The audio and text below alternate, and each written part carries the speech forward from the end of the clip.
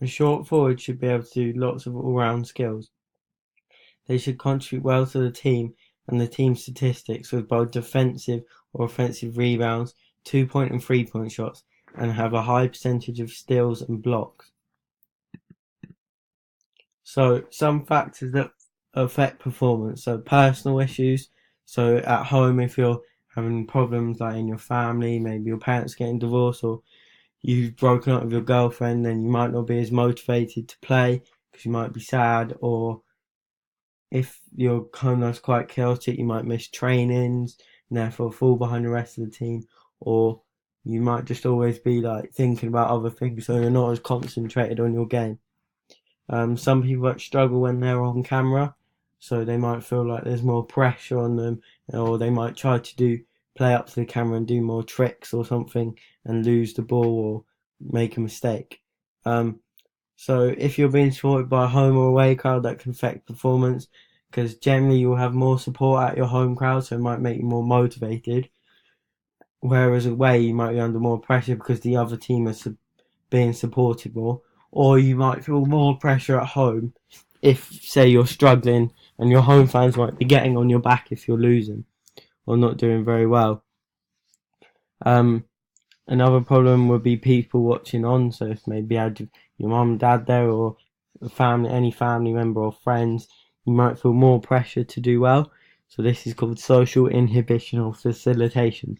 So some people, by people watching, will be pushed on to do better. It'll motivate them more to impress people watching, whereas some people will break under the pressure because they're like more nervous or there's more pressure on them.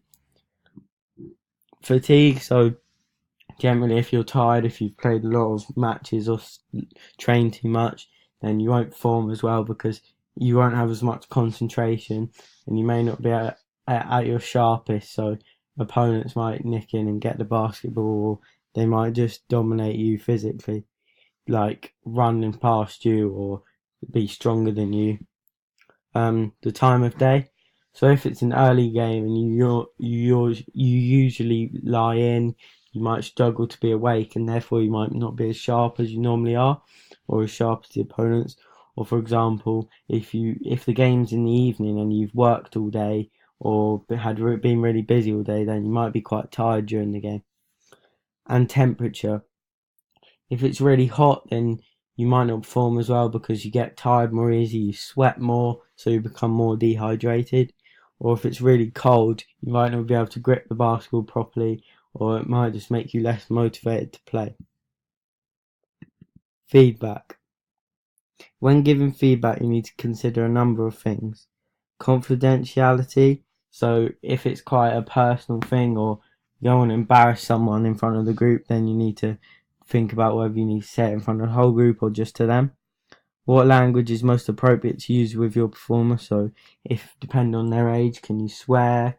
Whether you use negative language to try and make them angry and play better, or whether you use quite positive language to make them not think about their mistakes too much. What the performer's strengths and weaknesses are. Um, Whether the performer will benefit from positive or negative feedback. So you need to think about their personality. So if they're quite like an upbeat person, really confident, then maybe you might need to give them some negative feedback to make them a bit less confident and think about their game more. Whereas if someone's quite like a quiet, timid person, then you should probably give them more positive feedback to give them more encouragement. You need to think about whether what you're saying is clear. So maybe if it's too technical, you need to kind of simple it down a bit, use more normal words, and whether it is written or verbal. So it might be in a group message on a text, written on a board, or whether you're speaking it to the group. So if they need motivating, it's probably better to do it verbally. The coach also needs to be aware of any limitations the performers might have in terms of their body. So if someone has maybe a slight injury, or you have a lot of short players, or lots of your players aren't that strong, they need to think about like whether they can actually do the feedback. So if you tell them to be much stronger, that might be quite hard if lots of the players are small. And they need to think about any factors that could change a player's performance, such as their age, health, diet, previous training, motivation, confidence, ability level, how they fit in with the rest of the team, group keys, and so how well the team gets along with each other, temperature and time of day. So here, as you can see, my performer scored no layups and missed one. This shows that he needs to work on his layup ability, so he needs to practice layups in training or get the coach to go through the coaching points with him. As you can see, also he missed both of his 2-point shots, so this is something that also needs to be worked on in training with the coach. He managed to score both of his. No, he missed both of his 3-point shots, sorry. So that also needs to be worked on. So definitely shooting is a clear thing that needs to be worked on. He got quite a lot of turnovers but not many steals. So that clearly needs to be worked on as well in training. He had quite a few rebounds, which is good. A few assists, but no blocks, and quite a few passes. So the main things that need to be worked on are 2-point, 3-point shots, layups, steals, and blocks. These can all be worked on in training with specific drills, or just needs to focus on one. Once he's nailed that, move on to the other. Comparing steals and turnovers. So, player 4 has a good score for turnovers because, as you can see, he got 4 turnovers and the mean was 3.20.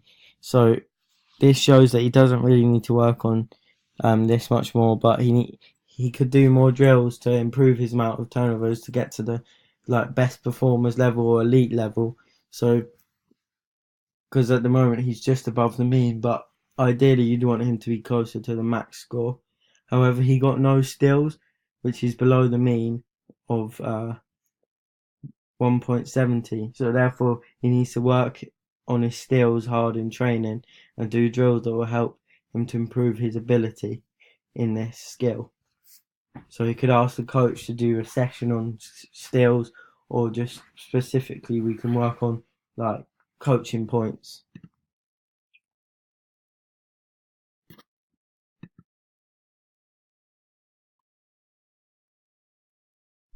Player number 4 is the player as following for offensive and defensive rebounds. So this shows that a weakness in the performance game is his offensive rebounds, as he got 1 compared to 4 defensive rebounds. Therefore, he's above the mean for defensive rebounds, but slightly below it for offensive rebounds. So he could work on that to get his amount of offensive rebounds up above the mean and closer to an elite level. He can do this by just practicing drills that practices offensive rebounds. So, for example, attack versus defense, and he has to go in the attack, and then when someone has he can't shoot. The only people that can shoot is other performers, so that he can try and get the rebounds.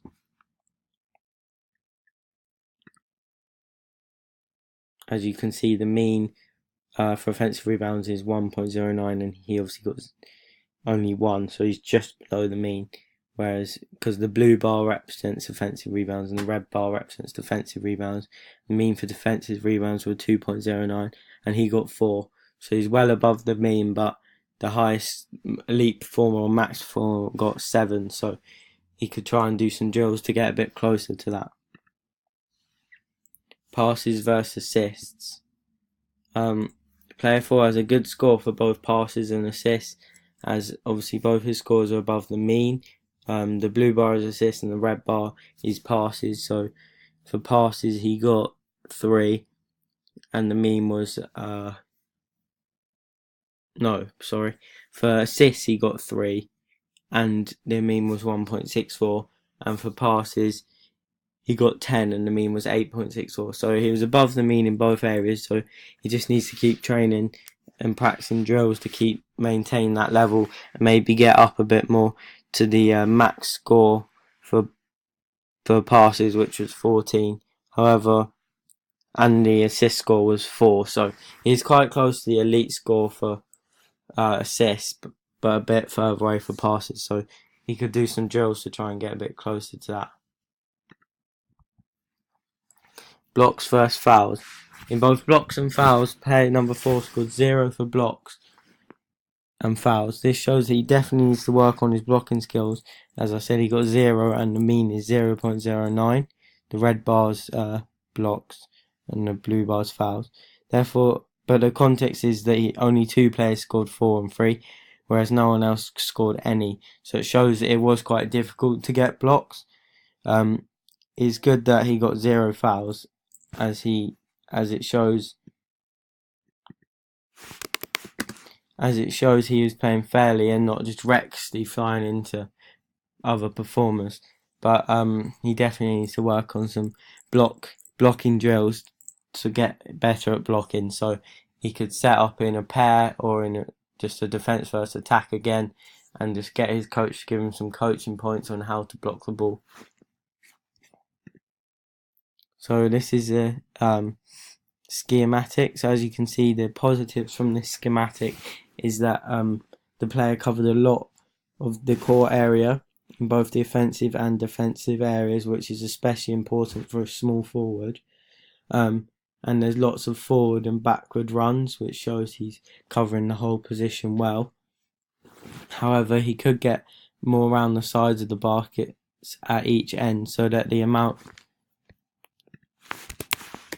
of rebounds that he gets increases.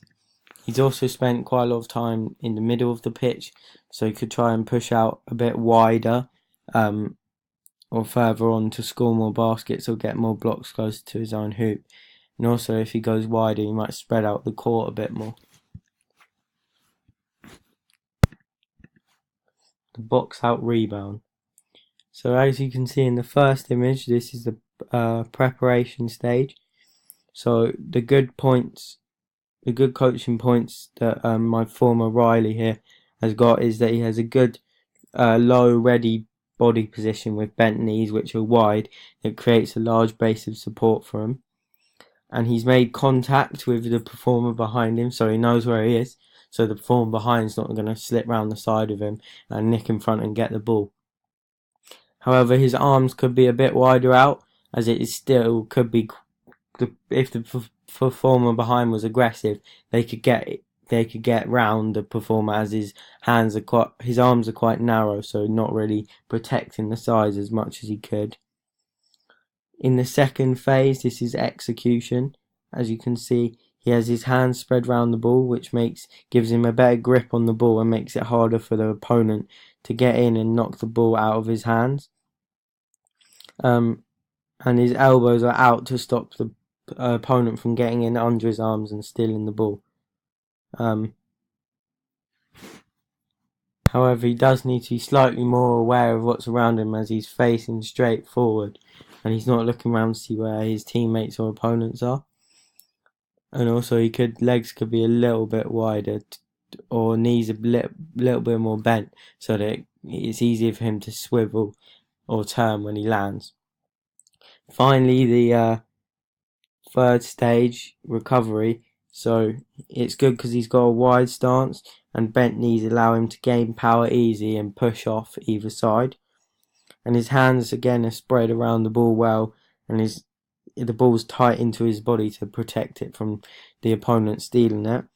However, he needs to be again looking round more to see where his opponents or teammates are, as his head's still facing backwards. And he should maybe start to feint to go one way, or actually start to dribble one way, so that the performer follows him to create space for his teammates, or he could feint that way and go the other way. This is a chart showing resultant net force in newtons. So performer number 4 scored 462 newtons for resultant net force. So that means that the performer doesn't really need to work on his net force, but he's still quite far off the best score, so he could try to improve his net force to get up to the highest performer's level by working on it. So duration of phase.